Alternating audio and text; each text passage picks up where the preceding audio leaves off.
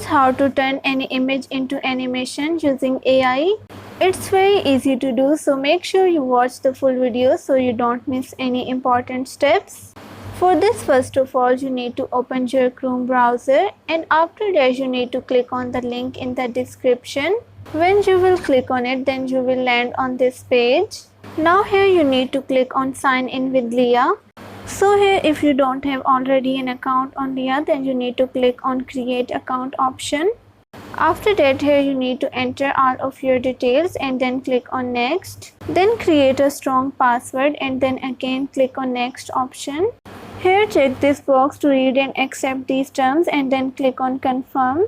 After creating the account, it will open up this page. Now to create the animation, you need to click on this plus icon. Then select the image from your PC that you want to animate. Now it will start to process your image to turn into animation. You need to wait for a while until your processing is complete. Here, as you can see, our image has been turned into animation.